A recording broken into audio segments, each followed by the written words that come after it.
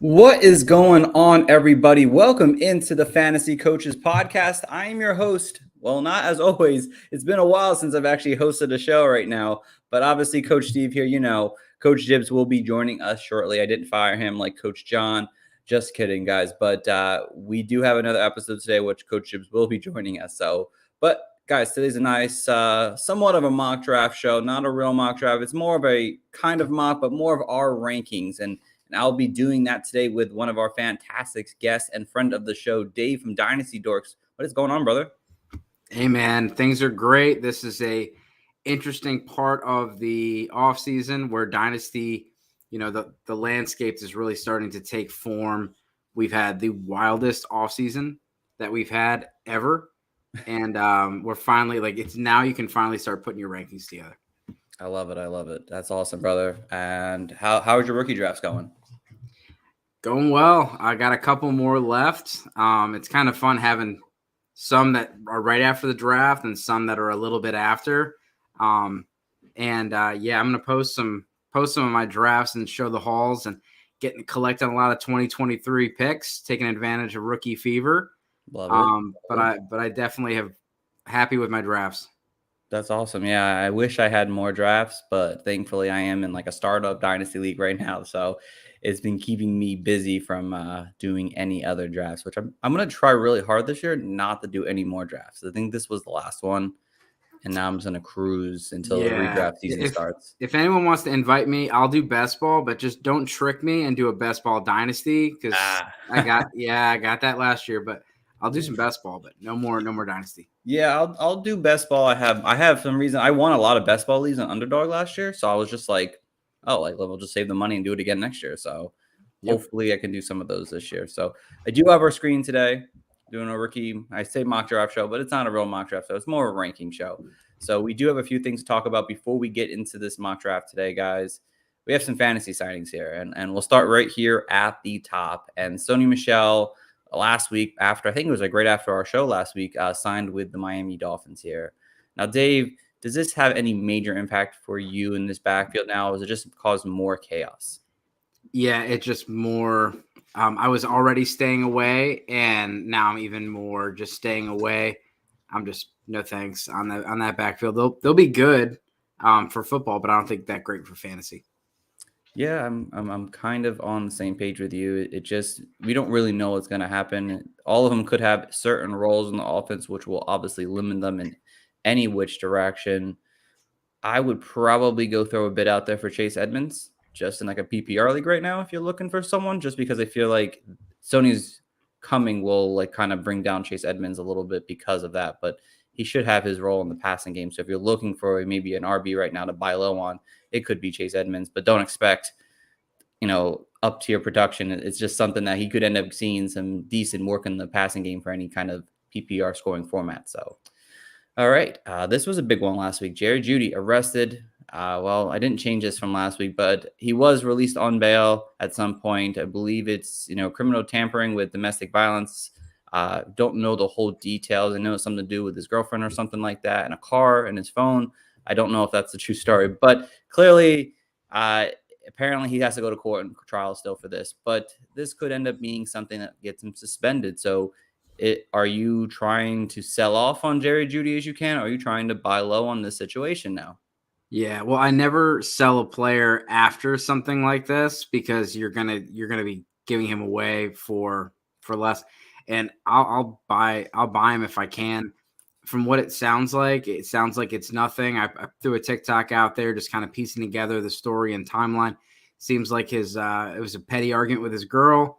She took away his phone, so he locked her purse in the car, and she called the cops. He was released. He appeared before the judge, and they were very, very, very clear there was no physical violence. So being there was no physical violence from Jeudy, I don't expect him to face any type of missing playing time.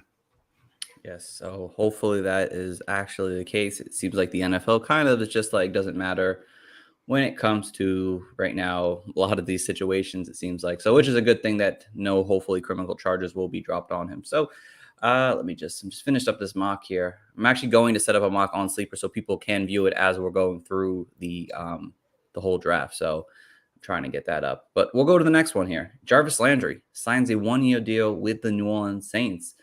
Now, how do you feel about this situation here with Jarvis going to the Saints? Does it continue to give him value, or does it hurt other guys like Chris Olave and Michael Thomas now? Yeah, I mean, well, Michael Thomas, they're still saying that the ankle's still not 100% right. We don't know, what's going on, but more weapons obviously lowers kind of the upside of some of these guys, but it really is. It's a nice set. It's a really nice setup for Jameis Winston. Should open some things up for Alvin Kamara, and when it comes down to it, Olave is still a rookie, so him being able to now be the we'll say the third option on this offense might be a good thing for him and his development. And then he gets to use that speed while Thomas and Landry work the lower stuff. What's up, Kyle? What's up, Kyle? Coach Gibbs, you've made it to the show, my friend. Yes, this has been a grueling day. I finally landed. My stomach's probably not definitely feeling right, but I'll fix that after the pod. I love it. I love it. Did you get your watch back, my friend? Yes, I do have my watch. Good. Yes. So package has been secured. Package has been guys, secured. Thank you for handling these nice little hosting duties, Steve. But does the NFL schedule, does anything pop out, guys? Like, is there like a marquee matchup that you guys have circled on your calendar that you're waiting for? It's all you, Dave. Yeah, I mean, the first one is it's going to be a big matchup. Looking at the calendar as far as like strength of schedule, I don't necessarily that doesn't take a huge factor into drafting my team. But when I look at the matchups of teams that I have, I definitely like my rankings. I'm looking at it going, Jalen Hurts has a cake match. That the first 6 weeks he's got a cakewalk. Denver Broncos have a really good schedule. So I like those, and for fantasy purposes, I think it's going to be fireworks that first week, that first game Thursday night. I know. I can't wait for them Thursday nights. I got that Eagles versus the Washington Commanders, that Carson Wentz kind of saga going on. But 2 games. But Steve, what do you like? Got anything in particular? I mean, not one particular matchup in general, but it's really interesting how they're doing the schedule this year. There's a lot of bye weeks that are really going to have to be really important.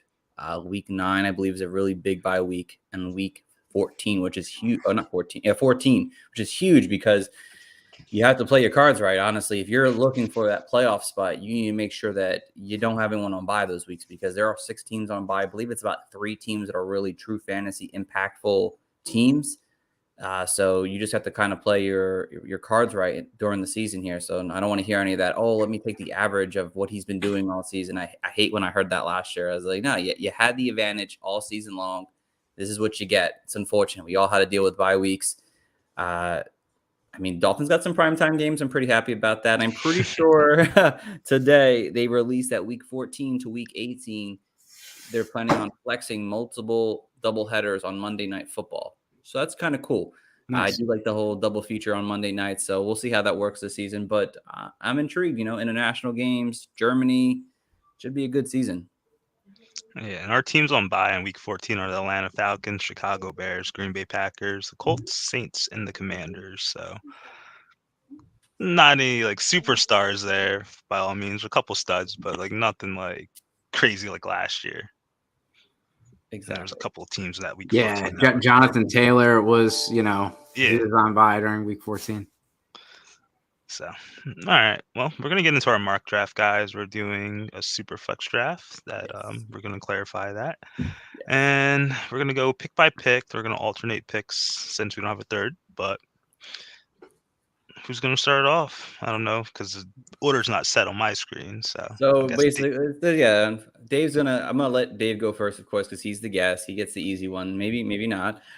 So basically, guys, it's a Superflex mock draft. We're gonna go back and forth. And again, it's not our actual mock draft. It's more of me and Dave's rankings and where we value these players, kind of back and forth throughout. It just seems this is kind of the easiest way to kind of show rankings all together on a nice mock draft show. So, Dave, you have the floor, my friend. Well, Breece Hall. I'll take Breece Hall. I know there's some question marks with him going to the Jets and it being a shared backfield. Fantasy Pros was talking about it today, and he doesn't necessarily need to get 20 touches, 30 touches a game to be a top 15 running back. I think every running back in top 15 last year had over 240 touches. It's about 14 touches a game. So I think that's in the cards for him, maybe a little bit more. And he's got the draft capital. I like Breece Hall there. Can't go wrong, in my opinion. Except I know Steve's probably gonna take his boy at pick 2. Oh, I am. I definitely am. And it's definitely the obvious top overall rookie ranking pick overall. I mean, he's literally at the top just because of his overall talent of what he's able to do as a 3-down back and Breece Hall and just drafts in general. He's been the consensus number 1 overall pick.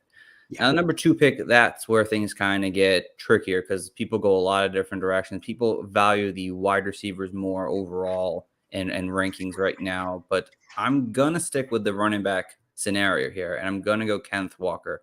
And if you guys didn't hear our, an RB show we had a couple weeks ago, I mentioned Kenneth Walker, and it just every week it seems more and more clear that Kenneth Walker is going to be into a big opportunity in this offense here. And we've heard over and over again that Seattle loves to run the ball. Rashad Penny, he was great at the end of the season, but he hasn't been able to play more. I think he started 6 games over his last 4 seasons, so whatever it is, something like that. And that's not what you want from a running back. And Chris Carson, there's still a big unknown there. And that neck injury is something that is really serious that the Seattle Seahawks need to really take that, slow with. So he may or may not be back at all this coming season. I mean, who knows? And after that, I mean, there's just no one there that really can compete with Kenneth Walker's rushing ability. And I think even though this team might not be as kind of, high power, they're going to be able to run the ball somehow. That's what they do here. And I expect Kenneth Walker he's right now my second on the board in rankings right now. All right. Well, Dave, pick number 3, my man. Are you going to touch a wide receiver now? You're muted, Dave. Yeah, give me Garrett Wilson here. There's a few different directions that you can go. And I'd be fine, in this spot trading back a little bit and kind of getting any one of my option. But I like Garrett Wilson. I like what he can do after the catch. He's a threat in the red zone. He's an unbelievable route runner. And one thing that really stands out when rookies produce, it's those guys that are elite route runners, that are real refined when it comes into the league, that usually have good fantasy production year 1. And I think Garrett Wilson will be able to do that. Hey, Matt, double down on the Jets. Coach Steve, 4. Floor is yours. Yeah. Garrett Wilson, fantastic pick, obviously was the top overall prospect in this class here. And another Jet off the board early. I know it can be scary for fantasy owners to want to even think about taking a Jet in a general sense, but believe me, these guys have tremendous upside in their game here. So again, I love that pick there, Dave. For me, my next one here, I'm going Treylon Burks. He's my overall number 1 wide receiver right now. I know there's a situation going on in his rookie mini camps that he's been kind of tired already practicing. Definitely not a great sign early on, but he has tremendous upside overall. I mean, he's coming into an offense where he could be the number 1, where while they're a run first team, AJ Brown had over 100 targets last year, and he could easily see 100 targets in year 1. He kind of reminds me of somewhat of an AJ Brown, but taller and maybe not as fast, obviously, but he's someone who can work underneath in the offense very well. And I think Ryan Tannehill is going to need a reliable target on this offense because, again, Bob Woods is coming off a major injury. No one else in this offense outside of Derrick Henry really shows that upside talent in the offense, and Treylon Burks fell right into their laps. I mean, they literally traded AJ Brown to go and get basically Treylon Burks at this point. So for me, he's my number 1 overall wide receiver, but he's 4th in this rankings here now. Okay. All right. Dave, you're back on the clock, my man. Yeah, so I'll take my 4th overall, and that's Drake London. Some people are worried about the long speed that he has, but I'm not going to question his athleticism. I mean, this guy was a highly recruited basketball player. Reminds me a lot of T. Higgins. I know there's been a lot of different comparisons with him. And and he's got great hands, great ability to high point the ball, and he's really underrated after the catch. And I know the situation is not great this year. This year, I really kind of rely on volume for production, but they should be in line for a huge quarterback upgrade next year. I don't think it's going to be Desmond Ridder. I think they get C.J. Stroud, Bryce Young, something like that over there. You might see Ridder halfway through the season. And you'll take your lumps this year, but I think he's going to be a baller. Like that, love that pick, Coach Steve. Yeah, no, definitely a good pick. It screams opportunity, obviously, in that offense for sure. I mean, at this point, I'm just going to continue to follow my rankings here. I'm my number 2 guy on the board, which I don't know if he's number 2 anymore. He's probably dropped down to 3 with Jarvis Landry showing up just this season here. Kind of does it off just enough that he might not see that early on production, but it's Chris Olave with the New Orleans Saints. And originally why I loved him was that, and I think he was one of the better players in this wide receiver draft that was like almost as pro ready as possible. A man who ran really crisp routes. Speed is there for him. Again, he isn't somebody who's going to break a lot of tackles, but he can catch the ball and get enough yards that it will continually throw his way, then get multiple first downs on and an offense that is a pass-happy offense, as we know, with Jameis Winston and this whole Saints offense over the last decade here now. Obviously, Jarvis Landry might lower his overall 2022 value because Landry is there, but long-term, Michael Thomas could be gone next year. Jarvis Landry could easily be gone. It's a 1-year deal. Chris Olave could easily find himself as the number 1 wide receiver in this Saints offense here, and an offense that is going to continue to need weapons to throw the ball. Again, their offense is a little bit older in terms of the skilled players. So Chris Olave is young and should fit very well into this offense. So he's my number 3 wide receiver, but in this one, he's going to be number 6. I'm going to have to get me a share of Chris Olave. God damn. It keeps sounding better today. Yeah, go check out the reception perception chart for Chris Olave. It's just green, and that's green is good. Green is good, and so Olave is just really the only concern, and I just don't get it, is the yards after the catch. He's like 3 broken tackles and like 90 catches. I'm like, how does that happen? Because he's definitely has no problems with speed, no problems with getting open. It's just, he's a little slighter in frame, little lower body's not as big. But yeah, I like Olave a lot. And I'm going to take the next guy on my board, which is Jameson Williams. He's my number 5 overall. You may have to wait a little bit, but I feel like he has the biggest ceiling out of these guys when it comes to the receivers. And, again, the situation in Detroit isn't necessarily something that people are going to be drooling over with Jared Goff. But they're another team that should be in the running for a QB upgrade. And even if they're not someone that's an upgrade as far as, a rookie, they're really setting themselves up over there for, if somebody wanted to come over and join the team. They got DeAndre Swift, TJ Hawkinson, Jameson Williams, Amon-Ra St. Brown. They're getting pretty good over there. Carson Wentz will be there next year, no doubt.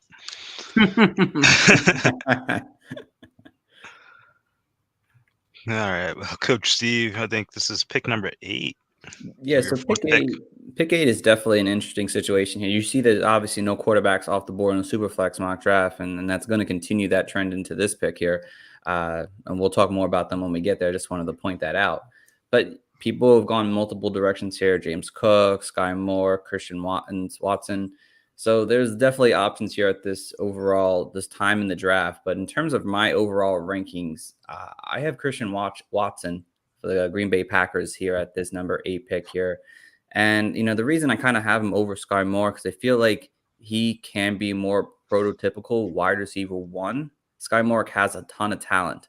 And I know a lot of people love him. I do love his talent, but I feel like Watson could end up being a true number 1 for this Green Bay Packers offense that really, he has less, he has less action to really worry about in Green Bay than Sky Moore does in Kansas City. So Watson, again, he's got the speed. He's got the long vertical speed in his offense there. And he's someone I think has a great, route running ability with his footwork there. And I think he'll fit very well with Aaron Rodgers, who, again, needs a new number 1, a new true number 1. I don't think anyone on this current roster here can produce to be that wide receiver 1. Watson has that upside to do it. I understand the offense, it might be hard to trust a rookie with Aaron Rodgers, but I feel like in the long run, Watson will end up being very, reliable for a guy like Aaron Rodgers. So for me, he's going to be my number 8 on this board and ranking wise.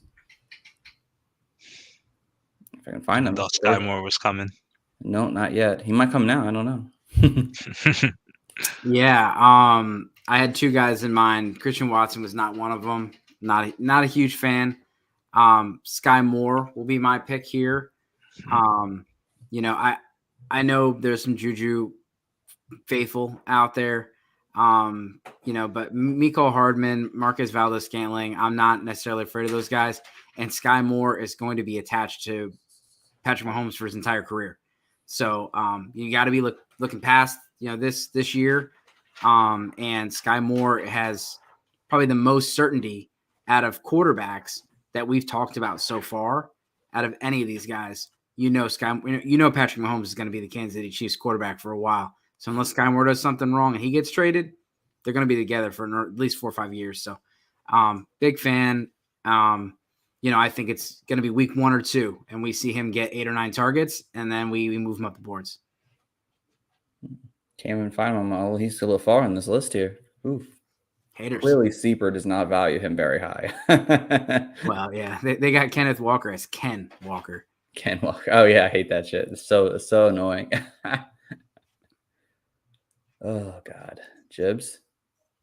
Well, you already know what you got to do, brother. You're on the clock, number 10. I just want to keep you involved there, brother. I don't want to just, I'll give the recap. Me and Dave show, then you're just chilling. It is I am chilling. Collecting the paycheck on the side, on the bench. Of course. I love it. Is this where we're going to see the quarterback, or are we still going to get a nice little wait for that? I mean, I'm going to probably wait one more pick, and the way I'm going here, and I still don't like this player 100%, but in terms of the upside that he has in this offense and his skill set, it kind of makes sense at this point to take him in terms of my rankings here. And it's James Cook with the Buffalo Bills. And I'm not the biggest James Cook believer, but I really am.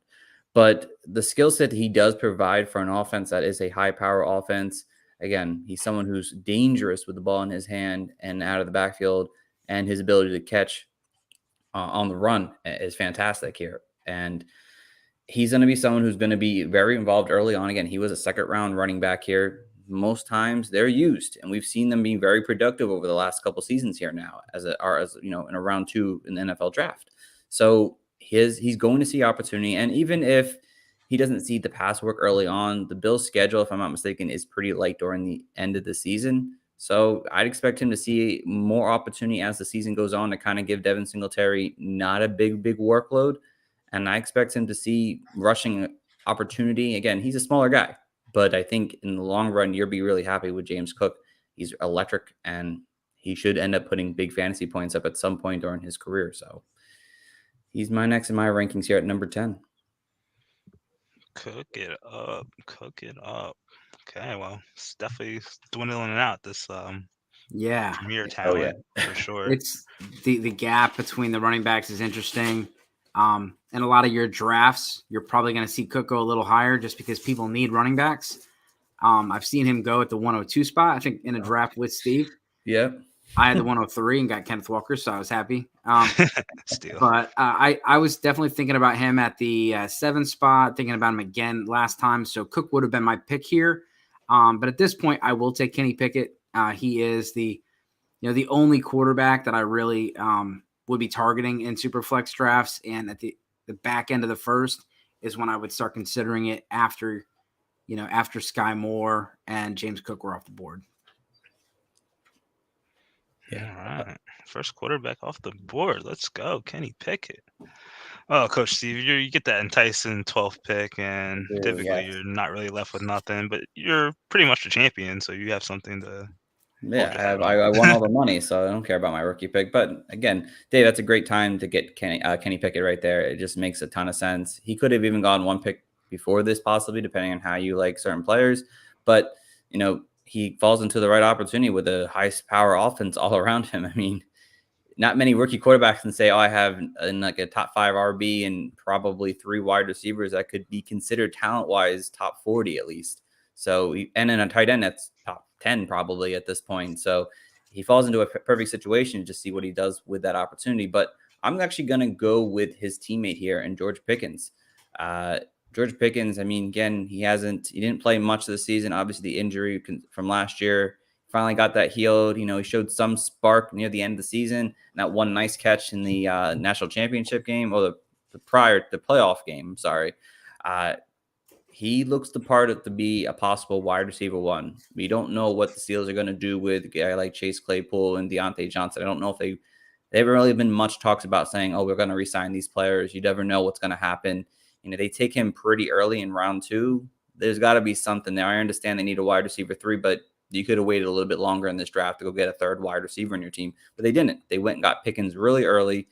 And I expect, you know, this offense to eventually get him involved. And a year from now, maybe 2, you could see him as their wide receiver 1 because he has that upside. He's a big physical wide receiver, and he has some off the field concerns or locker room concerns. But for the most part, you're getting a great opportunity here with the 12th ranked player on the rookie board right now. So, yeah, and for the same reasons. I mean, you got 2 guys, their contracts are coming up with Johnson and Claypool. And I think you can get a better coach to go with a guy that has a little bit of maturity issues. Mike Tomlin will set them straight, and the Steelers know how to draft receivers. We know that. So I definitely trust them. And look out for Calvin Austin, too. They got him later on in the draft. My next pick would be Jahan Dotson. I like the draft capital there. I'm not really Dammy Brown kind of a guy. Curtis Samuel, I'm not sure what he'll end up being over there. But I think Jahan Dotson fits in nicely, and he could be in route for a lot of targets. Straight burner, that one right there. Yeah. Oh my. Definitely a great pick there. I feel like he's being slept on a lot in drafts. So I definitely love that. Now this is where it gets interesting, to be honest. So, you know, in terms of rankings at this point, you're looking at, you know, pick 14 on the board here, and you go upside, you could go with opportunity. There's a lot of directions. I mean, when you think opportunity, you think Dameon Pierce early on, and you think opportunity again, Alec Pierce possibly here. So, oh man, which direction am I gonna go here, guys? I have no idea still. You know what? At this point of the draft, in general sense, and in terms of rankings, Dameon Pierce is gonna be my pick here. And it just makes a ton of sense here. Again, there's still risk with it. I mean, he's going to the Houston Texans, who are not a fantastic offense overall. And you don't know if he's actually going to get the big opportunity. I mean, he was 4th round pick, but I mean, Marlon Mack kind of hasn't been the same coming off that Achilles injury. You have Rex Burkhead there. You have Dar Oladipo. You don't really have any real upside plays. And Dameon Pierce has talent. He didn't get used much in Florida. But if he can work his way through minicamp and through the training camp, he could be their RB1 by the start of the season, and he could see 200 carries just like that. And that could be their running back for the next few seasons, possibly. So, if in terms of where the rankings fall right now, he's my next guy up on the board. Like that pick with Pierce. I'm going to go Spiller. He's been the best available for a while. A lot of people really hated on him because of the the combine.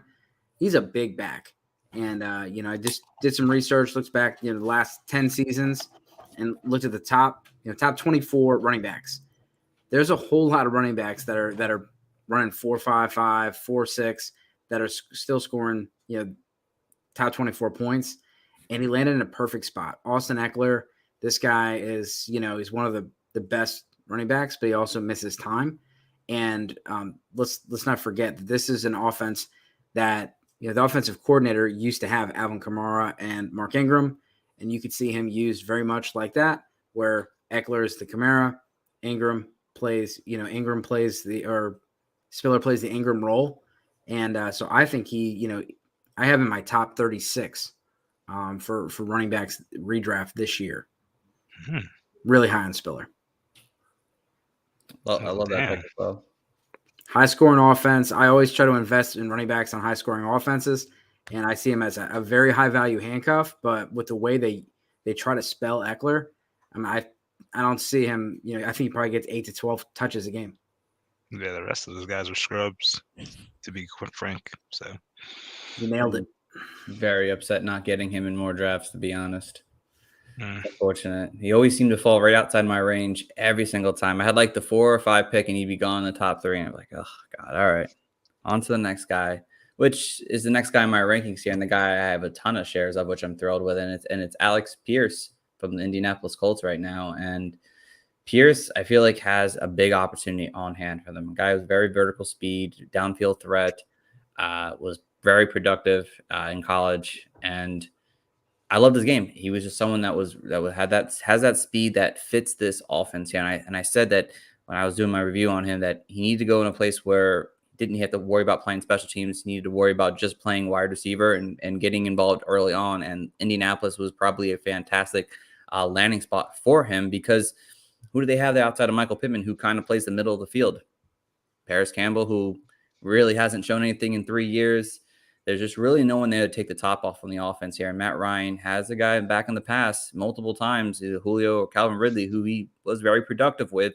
Again, a little older now, but Alec Pierce has that opportunity to really thrive in this offense overall. So he is my next guy up. And we have a question, actually, Jibs. Yeah, for sure. From Luke Reimer, thoughts on the dynasty, Lamar or Justin Herbert? Who would you rather have? Dave, I'll let you go on this, my friend. I'll take Herbert. He's a little bit younger, less injury risk, and I have Herbert a little bit ahead of Lamar. I still have them both top 6 or 7, but Herbert I think is my number 3 superflex quarterback. Yeah, and I'll also take Herbert as well. Like, Lamar's great with the rushing ability, but we also saw him miss like 4 or 5 games at the end of the last year. And Justin Herbert, yeah, wasn't he the top QB last year? And he pretty much did that like through passing. So I'll take the passing first and get my rushing on the side instead of the rushing first and passing later.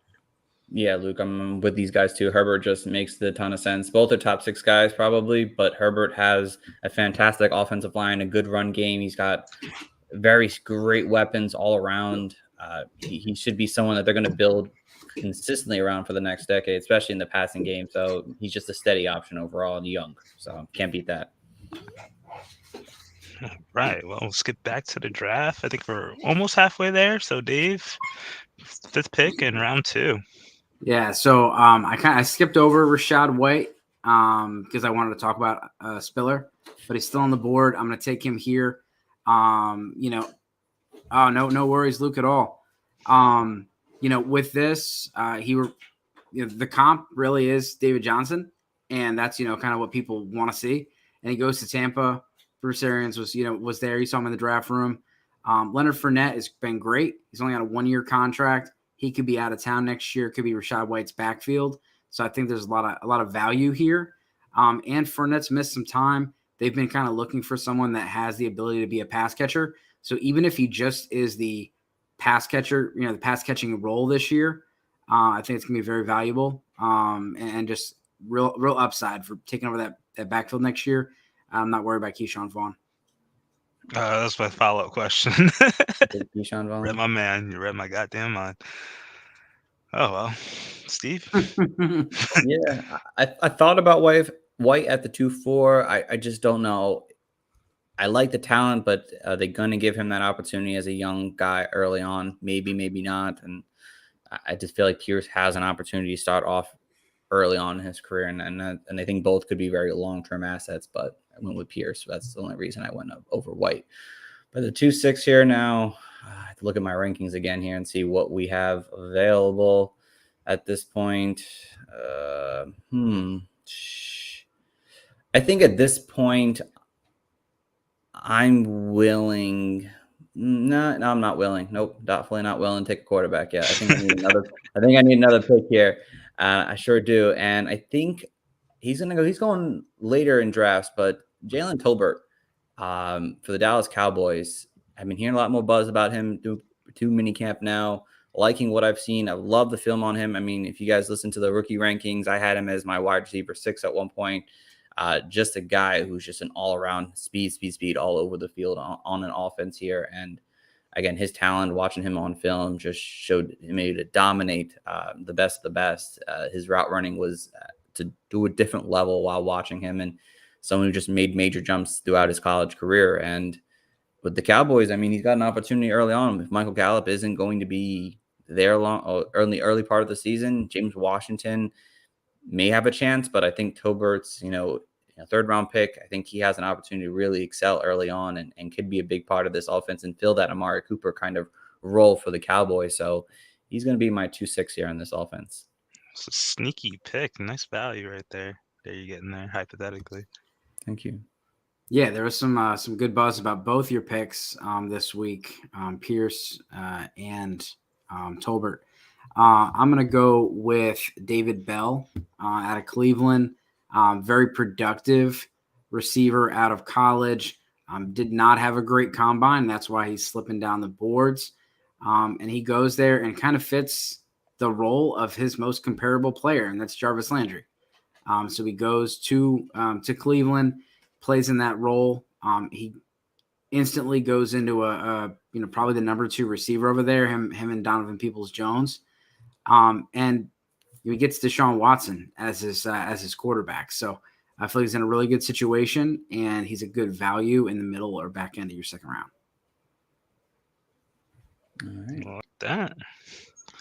Old Purdue kid. Stevie Wonder. Yeah. So this is where I'm going to take the next quarterback in a super flex, league right now, and it's going to be Malik Willis for me, guys. And I know that you're basically getting a redshirt season. That's basically what you're getting overall right now. He's not playing at all this year. But when I look at the quarterbacks, Matt Corral could probably have the best chance to start early on, honestly. But again, wasn't a big fan of his talent overall. I don't even know he went to a good situation to some extent. It could be a whole new regime there come next year, and they could end up going to find their own quarterback in 2023 or 3.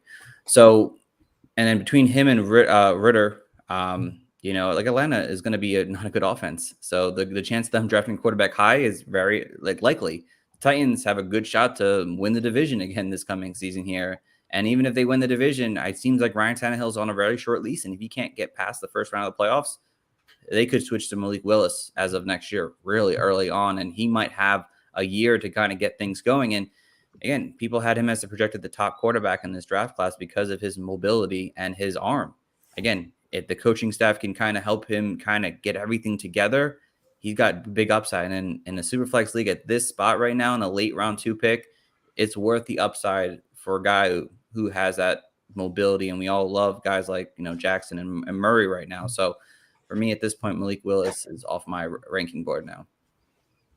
Great snag, my friend. All right. Well, I'm going to take the first tight end off the board, and I'm going to go with Trey McBride. I feel like he's definitely a tier above the other guys, and so I'll pay a little bit more. You can probably get him at the end of the second round, but this is about where he's been going in your drafts and maybe a little bit higher in the tight end premium. He's in a great spot. He's going to learn under Zach Ertz, one of the best, and you should never expect your tight end, your rookie tight end, to really produce year one. So he's already going to be, put him on my taxi. I'll start him in 2 years. That's for damn sure. Or when Zach Ertz leaves town. Yeah. Hopefully sooner than later. I have a ton of McBride shares. All right. Coach Steve. Yeah, back up to me here now. And there's a lot of directions to go. There's the next tier of RBs, I think, will start coming off the board really soon. You have Ritter, Carroll right now that it could be possibilities right here. But I'm going to go with the last wide receiver I have left in my ranking tier at this point, and it's John Mechie out of the Houston Texans. Round 2 pick here.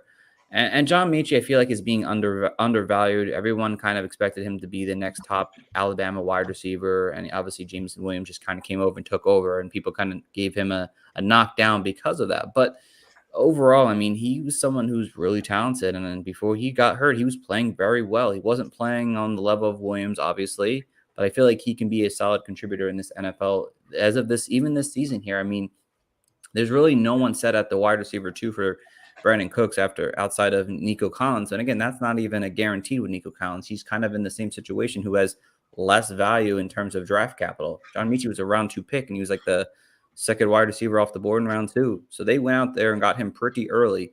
And at this point of the draft, I'd like to take a shot on him and his opportunity, whether it's Davis Mills next year or if they even go for a quarterback themselves. I mean, maybe Bryce Young ends up there and they reconnect. So John Michie there for me. Hopefully it doesn't go to the Texans. Praying. I'm gonna go with Zamir White. Give me some Zeus. You know, I really like his skill set. I think he has the ability to be a 3-down back, but I think he does fit really, really well into that, you know, committee approach that they got going on in Las Vegas. You're probably going to see a similar style than what they've always had there in New England. And Josh Jacobs could be out of town next year. I don't think they're going to extend him with that, you know, New England philosophy when it comes down to running backs. They don't really pay running backs. So if Josh Jacobs walks, he could be the lead dog next year, and getting him at the 211, I'm cool with it. Oh yeah, and we also seen some second to mid third rounder running backs kind of be prominent over the last couple of years in the rookie draft. So this could be your lottery ticket. You never know. And Jacobs has been banged up. I mean, he just seems like he's got some like lingering ankle issues. He just always seems like he's got something going on. I remember last year there was like an injury report and it said everything. I was like, what? Damn, the Is dude this real? got in a car wreck. So yeah. Josh Jacobs, he'll find a way. He definitely will, and somehow play, and then do good, and then he's like completely healthy, and he just craps a bit. So yeah, interesting cat. All right, in round 2, Steve, what do you got? Yeah, I'm going Hassan Haskins. He seems to be falling a lot in drafts, and I might be taking him a little bit early. But in my rankings here, I feel like he has a big opportunity to, you know, really excel in the next level here. I mean, someone who, again, great pass protections, really twitchy through the holes here, good hands, and Derrick Henry knows 29. We don't know what Derrick Henry we're going to get back next season here. He might not be the same Derrick Henry. He might not last past this coming season. So, I mean, Hassan Haskins, I think, has an opportunity to actually be that guy that Darrington Evans was a couple years ago, that we really thought he was going to be the next guy. I think Haskins could see a complementary role in this offense early on. And who knows, in a couple of years, end up being the team starting running back at some point if Derrick Henry can't get back to form here. And I think he has a role in this offense, again, really early on because of the lack of real weapons in the wide receiver core and tight end core. So for me, it's Hassan Haskins. Former Wolverine. Yeah. All right. I'm sorry. Go ahead. I like that pick. Haskins is my RB10. He's someone that really, you know, I try not to go crazy with the landing spot and pull like a, you know, Clyde Edwards-Helaire where somebody like jumps up to 1. But with him, I did move him up to 10. I think it's a great landing spot. It's a great scheme fit on a run-first offense, and he's a bigger back, and he really does like fit that Derrick Henry mold. When like Darrington Evans was he's a one-cut runner, and he's a lot different body type than Derrick Henry. No one really is. Derrick Henry and the Hulk are probably the only comparison. But the next guy, I mean, Haskins is a big dude. You know, he's 6 foot, 225 pounds. Evans wasn't that size. And speaking of big boys, Tyler Algier will be my next pick. I got the privilege of going to the combine this year during running back day. And yeah, he used to be a linebacker, and you can tell. I mean, he's got just like Darren McFadden kind of shoulders, just big dude, and he makes a lot of yards after contact. I think he led the running backs in this class yards after contact. So it's a pretty weak backfield. They got Damian Williams. They got Cordero Patterson over there. But they're going to try to run the ball. We'll see. But I'll take Algier in the third. You can get some instant value and maybe flip them. Oh, yeah. I like that. Stevie Wonder, pick 2, round 3. Yeah, I'm going back to the quarterbacks here now at this point. In round 3, I thought about taking Ritter the last 2 picks I had. And I'm like, you know what? There's so much uncertainty with him there.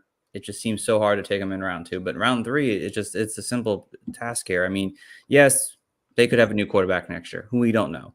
But Ritter, he was good. He was good this past season. He really took that next step in his development. He's got a rushing mobility. Marcus Mariota is the starting quarterback here. Which for some reasons, some people feel like he's gonna resurge, which I don't think it's gonna happen. I mean, he's got that mobility, great, but he's just continues to get hurt throughout his career here. Maybe he does it here in Atlanta, but I think Ritter could push him for the starting job at some point during the season if Mariota can't kind of keep it together throughout the season. So again, for me at this point, Riddler just makes sense as my next guy in my rankings. I'm surprised you didn't go running back there. I feel like wanted there's to. a couple name There's brand one guys. more guy. I feel like Dave's gonna take him. If not, I'm gonna scoop him up. But Yeah, well, you didn't. I thought you called him the Riddler for a second there. So I'm gonna go with Wan'Dale Robinson. Oh, okay. So it might not have been on your board, but he's got some serious draft capital, and I don't know what the Giants are going to do with Kadarius Toney. They don't seem very interested in him, but Sterling Shepard's coming off of a torn Achilles. Kenny Galladay, they're going to get him out of town as soon as possible. There's no way they're going to keep someone with that big of a contract. They're rebuilding. They're going to get Kenny Galladay out of there, and he's going to have a role. And I don't think he's just going to be a gadget guy. Whether he ends up being a slot guy or what they end up using him as, but I think Sterling Shepard's going to be out of town real soon. And a lot of targets going to open up. And this is another team that, who knows what they're doing next year, but most likely they're going to be in the quarterback market. That's for damn sure.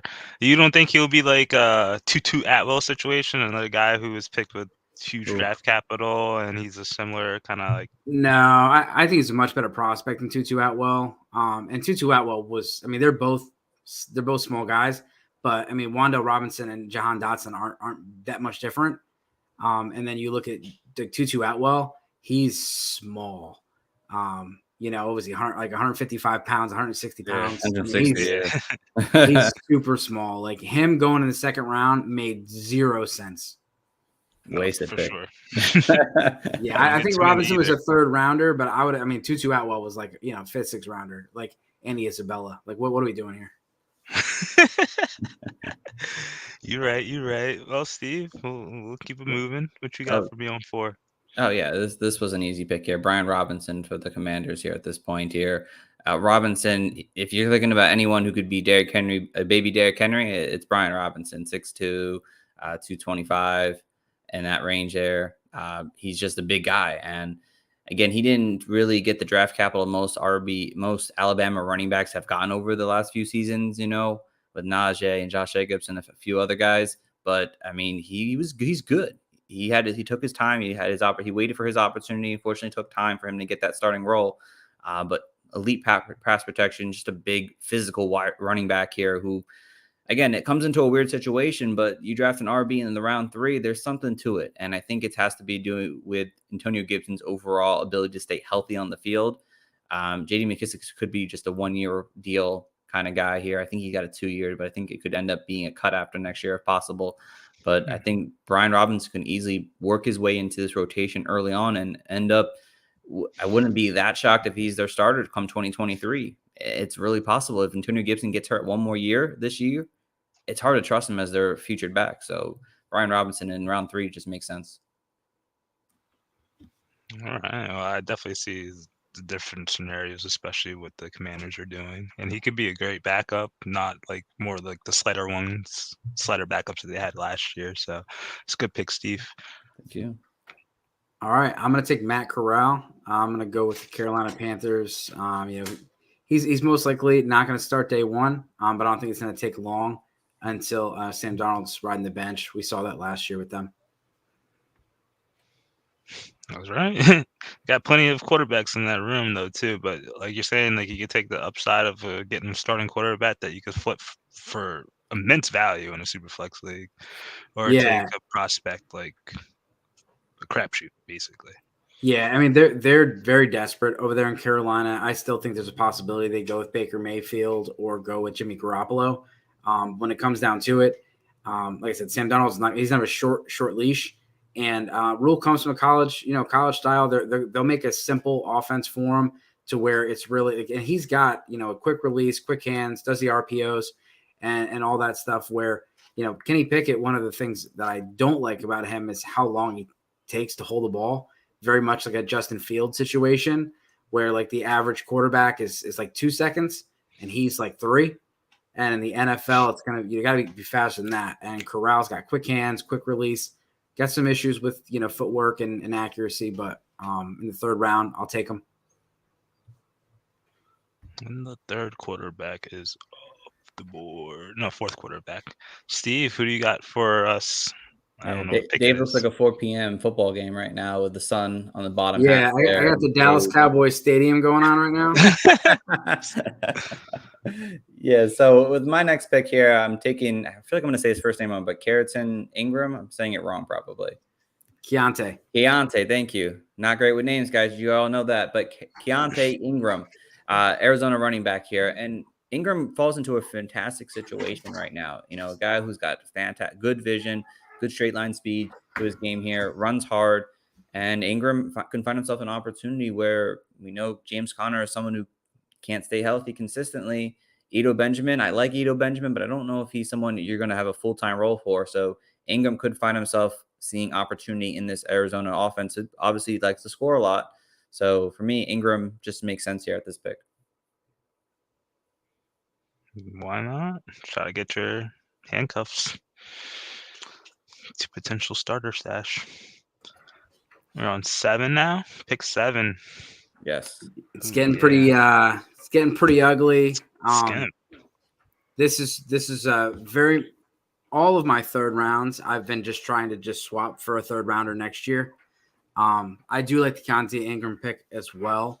But yeah, a lot of my picks I've traded or trade for vets. I traded, thinking a league with you, Steve. I got Will Fuller for a late third. I got Brandon Cooks for an early third. It was like a third and maybe something else, but yeah, I shipped all these picks out. I'm not very interested in third round, but there are some guys that I'll take some stabs on.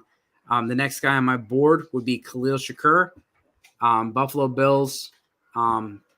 Probably plays behind Jamison Crowder this year, but Jamison Crowder is not really the cleanest bill of health. So when Crowder misses time, he should get in there. Reminds me a lot of like a Golden Tate type of a player. He's got a running back kind of a build, a little shorter, stocky, and when he gets the ball in his hands, he turns into running back. So he gets a lot of yards after the catch, and I think he'll do well in that Buffalo. It's a great offense. Can't disagree with that. High-powered offense. Steve for pick 8. Yeah, I mean, at this point, Dave said it right. I mean, there's no one here that really excites you besides one player left on my board that has an opportunity to really potentially be somewhat of a great player, and it's Justin Ross, the undrafted wide receiver for the Kansas City Chiefs. And if you're wondering why he was undrafted, I mean, he's dealt with some pretty serious major injuries over the last 2 years, which basically forced him out of football the last 2 seasons. But his rookie film was fantastic to watch. Just showed an elite prospect with upside, with speed. And again, we know that the Kansas City Chiefs, they have a lot of good players. Can any of them really be an elite player? I don't know if Ross can be, but he had that talent, and I'm banking that talent hopefully can come back in this Kansas City offense. What they need a wide receiver to really step up. And at this pick of the 3-8, it just makes sense to go for a guy overall, and in my rankings, to take that upside play there and hope for the best with him. Can't disagree with that either, man. And time's ticking and time's running out, man. I'm looking at some of the people in the queue, and it's like disgusting. Yeah, it's rough. At this point in the draft, I mean, I'm letting draft capital kind of tell me what to do here. The success rate of guys in the first and second round, it's pretty good. Receivers, I think it's 55%. But you get to running backs in this area, and you're looking, running backs that are day 3. It's like 5%. It's not good. And the receivers is not good as well. And every round it gets worse. So I'm going to go with draft capital here. Day 2 guy that I don't think we expected to be a day 2 guy. So Tyrion Davis-Price. San Francisco. He is he was going to be behind Elijah Mitchell, but he's got that, Carlos Hyde type of a build. So may not be a PPR monster. Hopefully has better hands than Carlos Hyde. But, Carlos Hyde, Jordan Howard, I mean, they had productive seasons. And I think he's built a lot better than these other guys to handle the workload. And maybe he will be what they thought Trey Sermon was going to be. So unfortunate. Poor Sherman. Pick 10. Yeah, this is definitely a tough one here. Man, I really don't know which direction to really go. That's how bad this part of the draft is. It's just no one really stands out to me to be that great overall. But I guess I'll take a guy like Kyle Phillips out of the Tennessee Titans here. Lands in a situation where he could see opportunity to start.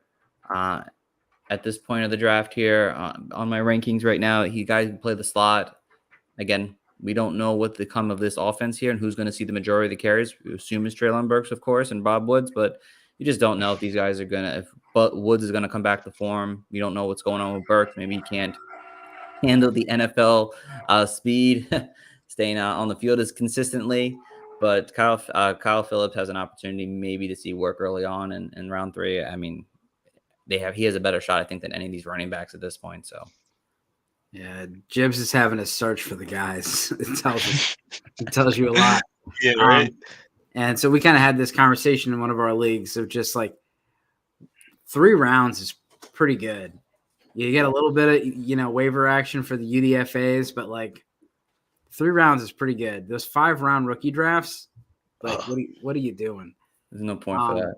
It's kind of just So the next guy on my board is someone I really liked. I did not like didn't like the landing spot at all, draft capital and landing spot, but I am a fan of Pierre Strong, and so I will take a stab on him at this point.